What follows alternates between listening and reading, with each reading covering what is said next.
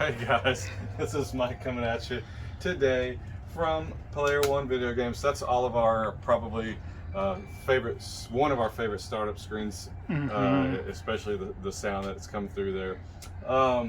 We're talking about, as you can guess, the PS1 today. Yes. All right. Was that one of your favorites, Castro? It was my first one that I bought with my own money. Okay. All right. Well, let's start before the PS1. All right. So the year was 94. I was playing my 3DO heavily.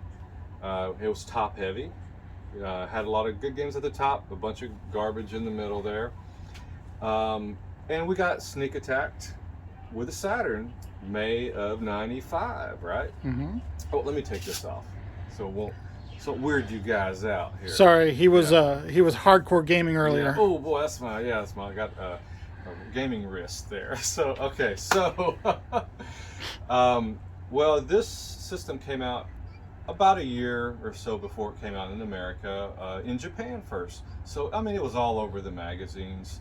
To me, the PS1 was probably the first system that you knew the exact hard launch date, and it was coming, and you knew way before it was coming ahead, you know. So you knew it was coming to America, and you knew when, and you knew the date, and you knew how to get it, and it was readily available. Still, there might have been some pre-orders here and there that you could pre-order, but none of the stores around here that I remember you could pre-order yet.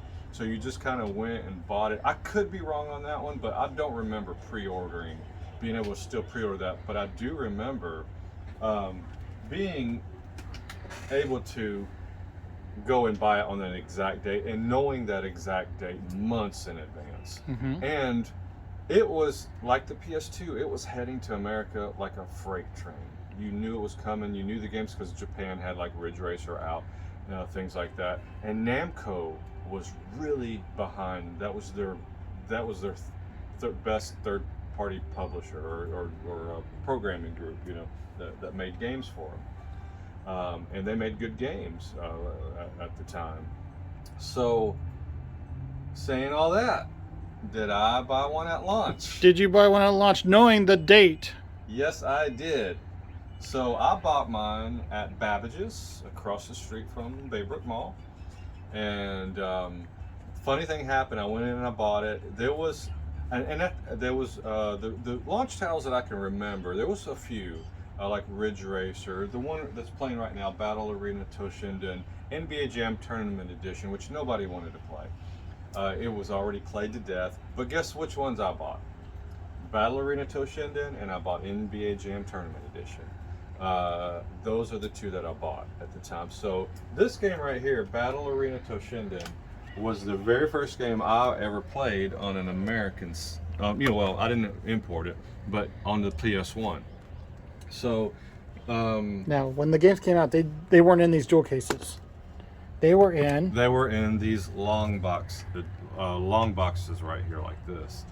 More like this one with the ridges. And there was also probably the very first ones were in the Saturn style. I remember my NBA Jam was in a Saturn style, with the hinges always broke, So Ballerina Toshinden was out, and was it a great game?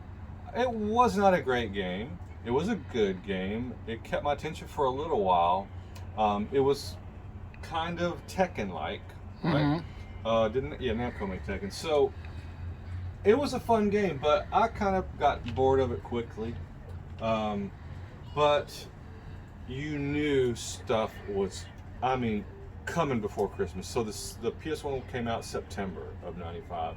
So before Christmas, you knew stuff like, I believe it was Wipeout, Destruction Derby, the first Tekken, Twisted Metal. Man, we gotta get some of these cases. If I remember right, this one should have came out earlier. Warhawk was another one. Stuff like that. But I'm getting ahead of myself here. Let's talk about this controller. The first time I saw this controller was in a magazine. And I saw this D-pad, and I'm used to everybody was used to, seeing a full scope D-pad. And this, in the pictures, looked like it was buttons. And I was worrying myself to death going, how does somebody play with buttons for a D-pad? I thought buttons like this. I didn't know these were all connected. So by looking at the pictures in the magazines, I thought each one of these was a button that you had to hit to go that direction. And I said, that's not going to work, But then when I got it, did I love this D-pad? I didn't love it. I loved the Genesis mushy pad still, or that type of regular D-pad, but you got used to it pretty quickly. So saying that, when did I get wowed? When was my first time that I got just floored and I went, this PS1 is amazing. Screw you, Saturn. Screw you, 3DO. What was it, Mike? It was, believe it or not, Jumping Flash. Jumping Flash. All right. I wish I had it here. I'll make a screen. Once again, here right we go. there. Jumping Flash. Right there. I didn't put him in last video, but that's all right.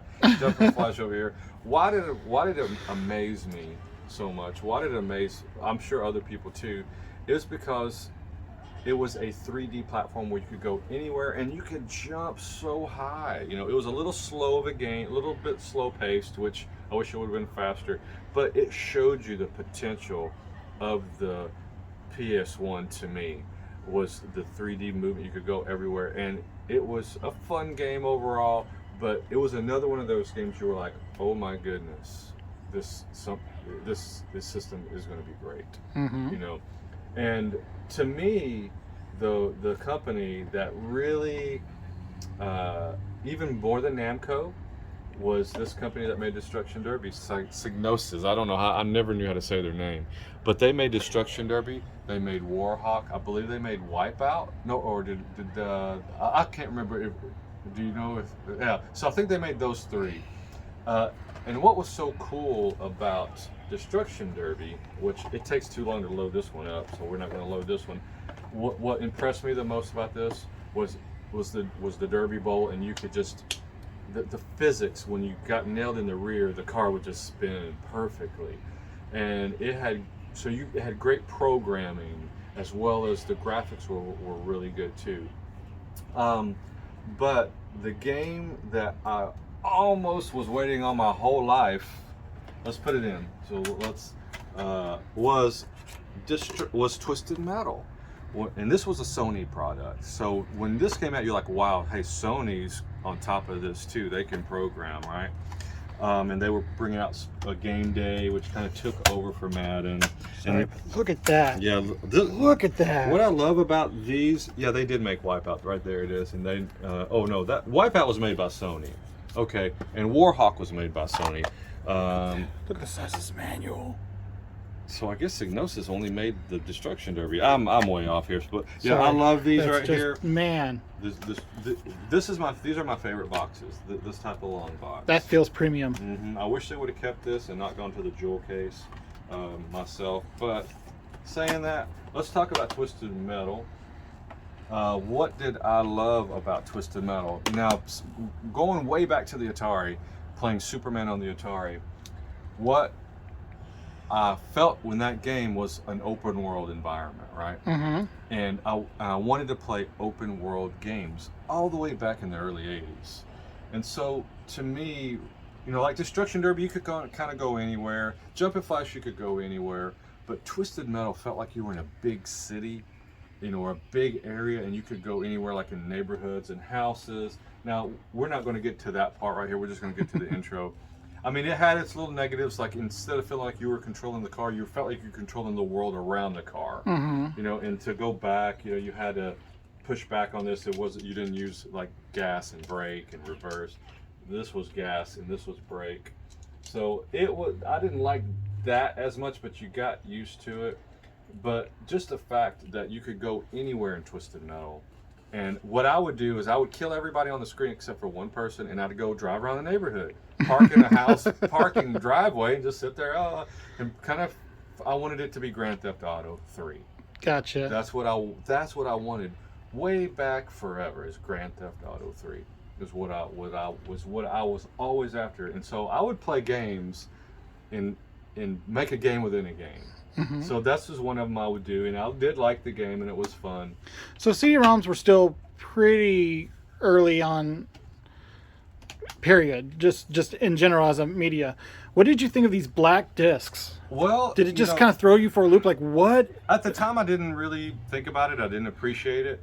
But what I didn't know later is when you bought stuff like some Saturn discs that have disc rot, Dreamcast is the same.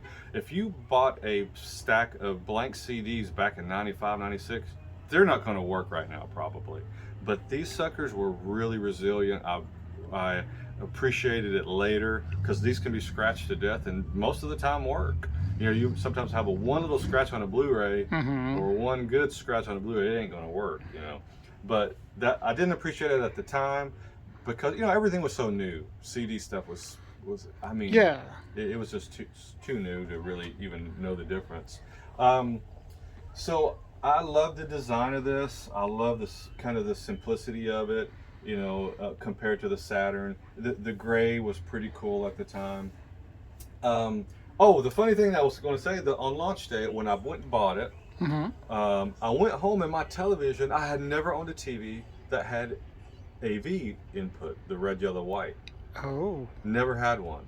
My TV at home only had RF, right? Right. And so I tried to plug it in, and I remember this not coming with an RF. It only came with the AV cables. And my TV, that was a TV in my bedroom. My living room TV didn't have that either. So I went back to the Babbages and I said, "Hey, do you have something I can connect this with?" And so I had to buy an RF, if my memory recalls. And then I remember the lady said, "Hey, this RF's going to make it look stinky. You need an AV." So the next week I went and bought me a new 19-inch TV at Best Buy that had an AV on it. See, futuristic. Yeah, it was futuristic. It was, you know, cutting edge, right? It wasn't high definition like the Genesis. It was cutting edge. So, man, I'm going to tell you what was great probably about the PS1 was they just had one AAA title after another. You couldn't keep up financially. And they were good. Like I was saying, Warhawk. We don't have it here. Warhawk, I played it to death. Warhawk is another Warhawk thing. right here. It's at my house. Again, I forgot. I was going to bring a bunch of games today, but I left the whole stack at my house. I feel dumb. So, Warhawk was another one. I would play that sucker to like 2 a.m. and it was perfect. Hard, you know, how hard it was compared to what you did in it. It was the perfect game like that. Now you could go everywhere. Fly 3D was a helicopter style, you know, but not a helicopter, but a warship that could hover. So I mean, I didn't have enough time. This was the first system that I said, I don't have enough time or money to play this system because so much good stuff was already right from the start, first 2 months. You know, that second month, third month that this hit before Christmas, it was just, you were bombarded and everything you bought was good. Just made your 3DO seem sadder and sadder, didn't it? After when the PlayStation 1 came out, I didn't play my 3DO anymore. Because Road Rash Need for Speed came out on this too. So I bought the Need for Speed, and then Road Rash came out also on it later. But I think the first, and Tekken was another one. Tekken, no, we don't have Tekken here, the first one, but Tekken 3. Now this is the pinnacle to me. This is my favorite Tekken of all time. Of course, I bought this one, but when Tekken 1 came out, that same time period during that time, it was an amazing game. It was kind of like the Battle Arena, but perfection. Almost. Show us. Oh, you're right. Where is it? Do we have it here? I thought I had it out. Oh, there it is. Oh, I thought we had Tekken 1, but no, we only have Tekken 3. But to me, Tekken 3 is the perfection of the series. I'm gonna put this back in a wonderful long box. I wish they would have kept all of these long boxes. And this is the box. This is the original launch box right here. And you know what's funny about this? I don't know if we have it in there, but it came with a disc or 2 discs. I think one of them had a couple games on it, maybe Extreme or something.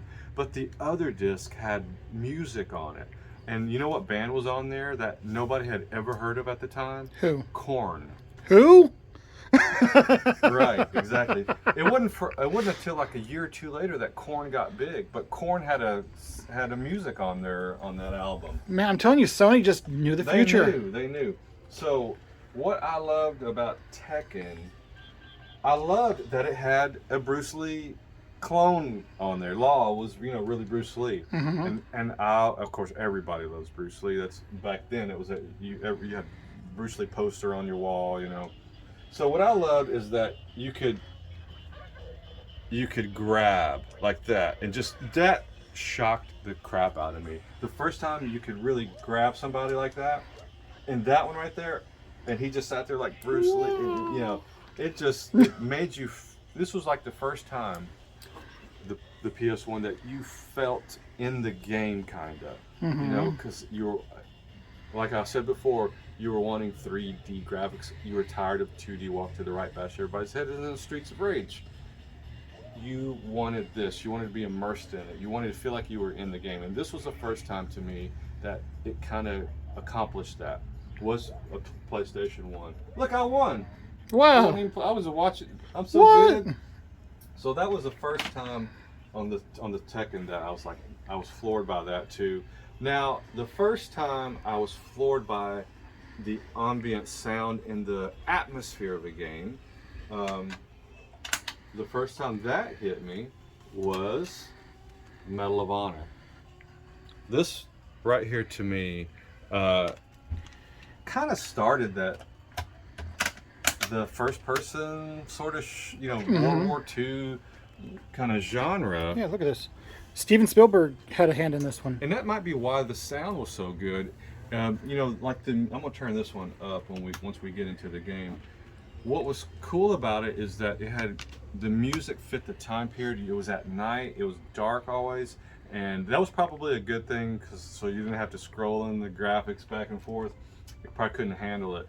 But the music would come to a crescendo when you were about to round a corner, and the bullet tinked off a helmet. It's the first time you ever heard that good of sound in a game like that.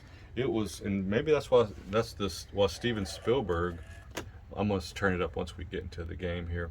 Maybe that was partly his doing. I don't know. So, but it was. I played this game over and over and over again. And I remember I even had my best friend who didn't play games. I forced him to play games. By then we were older. He hadn't played a game in years. He came over and I made him play this game, and he was just laughing and going, what? He was freaking out by it a little bit because you could shoot people in the head. But it just had great, like the sound of the bullet. I'm gonna come to this. Did you hear that helmet sound right then? Ooh. Oh, you blew his helmet off. Let me see if I can hit the helmet. No, it's already done. But listen to the crescendo.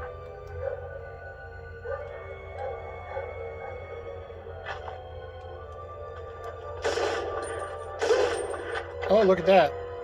Different placement. Oh, did you hear that?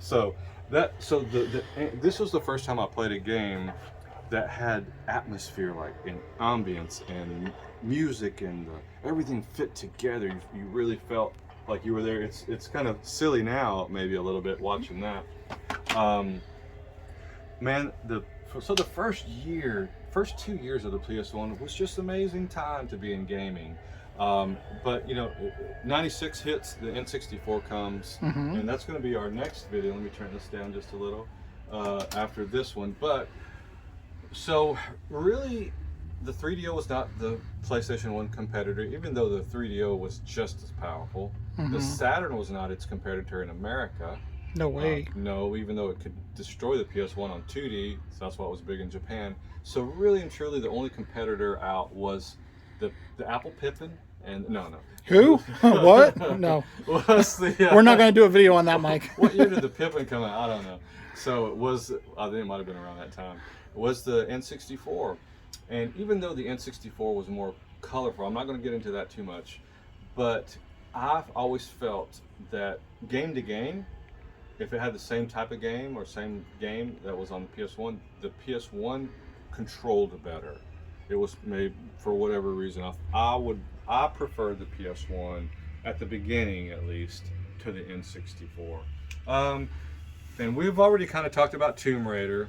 That's when I knew the Saturn was going to die, is when it was on here. We're not going to play this one. Another game that really, these two games right here, Metal Gear Solid and Gran Turismo, especially Gran Turismo to me, was the first time you saw car manufacturers that much and the realistic ways a car would drive. Like if you drove a little Civic compared to a Corvette, you could know the difference easily. So that was cool. And the way Metal Gear Solid played, you know, I don't even hardly count the first two or the ones on the NES. Right. You know, I mean, I do, but to me, this was the first Metal Gear game that was great. Just the control and how you snuck around. It just, I never seen that before. Right. That made Metal Gear like a household gamer's title. Did you feel that way when you saw the? Oh yeah. Time? Oh, for sure. I mean, to me, it was great. Now let's talk about Resident Evil. Yes. This was kind of an early release, maybe a year or so after it came out.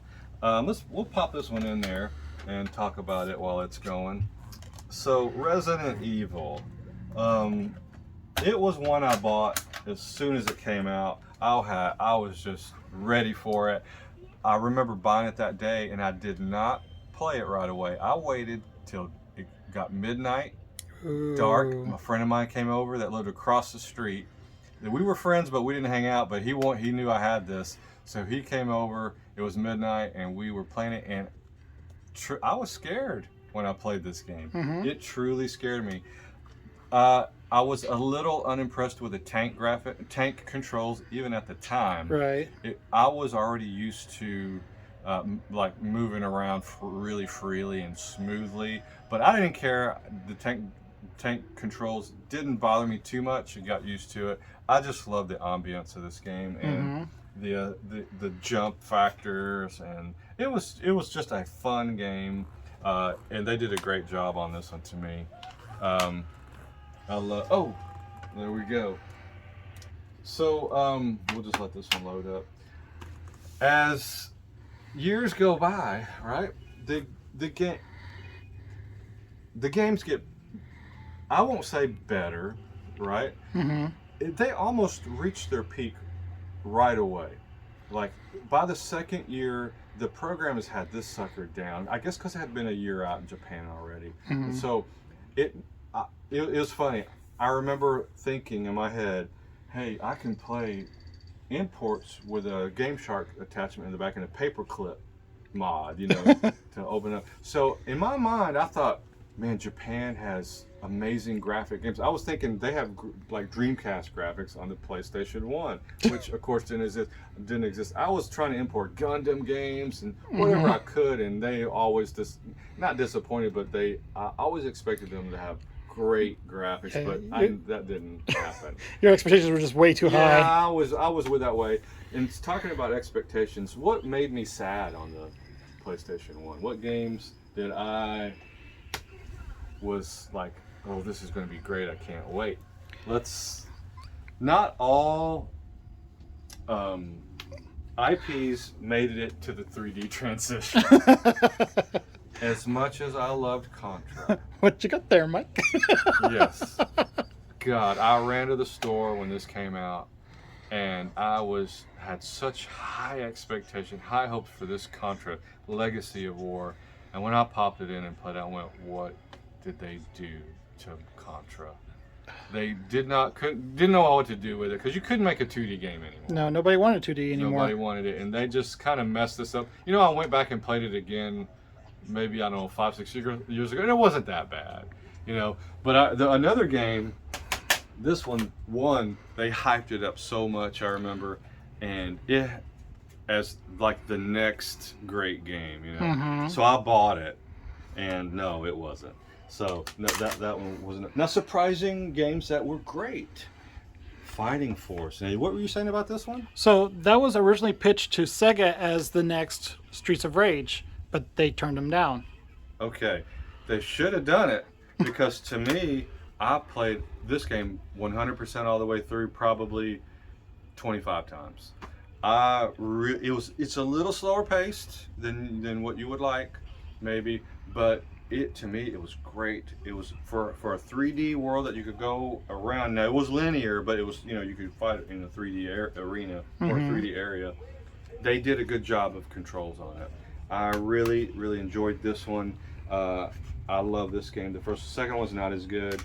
Another one that really surprised me, not Red Sun, but the very first Colony Wars, we don't have it stock, but the Colony Wars games were amazingly great controls. They look good. You really felt like you were in outer space with this, inside of a ship, you know, stuff like that. And even the Spider-Man game was good.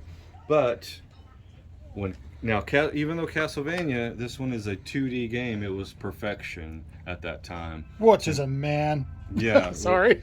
And of course, now I can't play, if I'm playing Final Fantasy VII now, this is in my collection, just sitting there, right? I don't play this one anymore.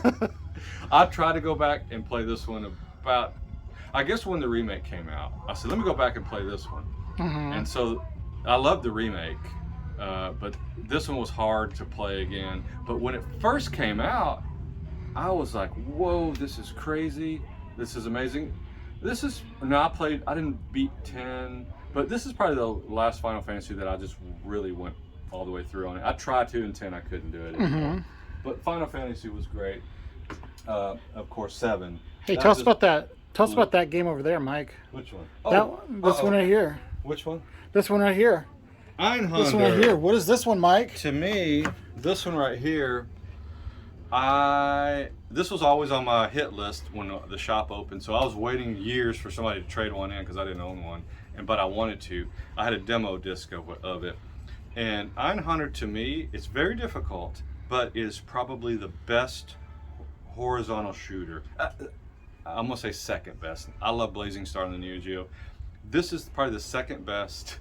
Most people probably say the first best horizontal shooter there is. It is amazing game. I'm not even a horizontal shooter fan, but I will play Einhander. It is very difficult. You know what? We got Resident Evil in here. How many minutes are we on this video? We're at 27 minutes. Oh, we're getting to 30 already. I would say we might. Let's watch these tank controls right here. How's it going today? Hey, what's up, man? All right. Look at these tank controls right here. This is interesting, right? Let's go down here, and you have to adjust your controls on the fly while this thing is going. Look at that. Isn't that crazy? But you know, it has its charm, right? Right. It's trying to be cinematic. It's the charm about that game that I like. So let's go ahead and pop in Einhander real quick for a second while we have a couple more minutes here. I would like to put in Fighting Force, but we really talked Einhander up, haven't we? I'm telling you, it's a great game. Let's do that. Oh, wait a minute. We got to talk about this while that's loading. Yeah, what is this? Okay. The PSONE. The PS1. When this one came out, you could buy a screen for it. You could buy a battery pack, and you could put it in your lap with no electricity. Yeah, it's about the size of the disc. Yes. This thing right here, when it came out, let me hold this one. I got to hold it and love it and caress it and touch it. So this thing, when it came out, I bought it right away. Now the PS2, was the PS2 out already? I don't remember. So they came out in 2000. If it was right around the same time, I think, as the PS2.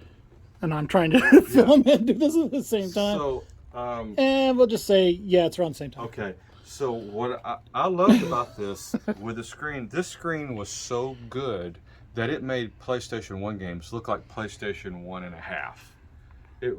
Because you know the pixels got, or the whatever you want to call it, got condensed down here, and this was a great little LCD screen, and you could play it on the go with this battery pack. You know, it wouldn't last that long, maybe an hour and a half, around there that this would last. But you could. I remember what I would do. I'd put it in my lap, watch TV, and play the game. That's how I would play this.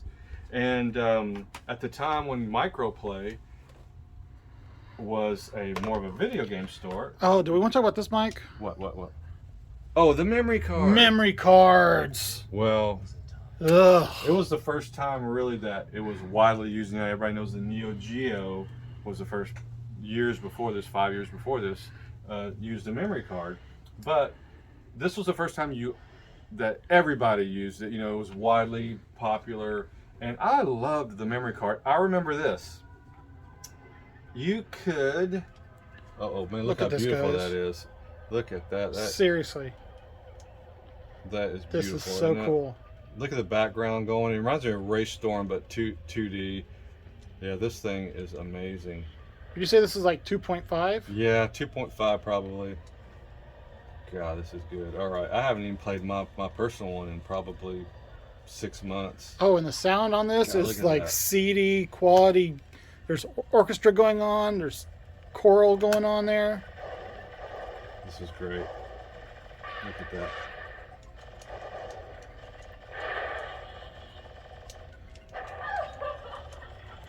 This is good. Look at that. Okay, so we'll leave that going. Is there anything you want to talk about, like a game that you loved? I loved. Where is it? If it's not here, that's okay. You can. There it is. What is it? Oh, this is Tony Hawk's Pro Skater. Now, in your opinion, was it a system seller? If you didn't own a system, this was worth it. Yes, absolutely. And it made Tony Hawk a millionaire. And everybody knows the song "Superman" now by Goldfinger because of this game. That's it. But yeah, you're right. To me, I remember I worked with somebody. I was working in the engineering world at that time, and I went to buy this game when it came out. Right when it came out, and he was a skater when he was younger, and he bought a system for this game. And I thought to myself, yeah, this is worth buying a system for at the time. I love Tony Hawk 1. 2 is just as good or maybe even better. It's just one of those things, man. It's like, even if you're not a skater, you're going to play this game and you're going to love it. I love the arcadiness of it. Yeah, it was great. And it was easy to pick up and play as well. What made that one so good. So, hey, this PS1, I love that one too. Hey, oh my God. Oh, we didn't even talk about this. Well, what happened? Was there like real quick?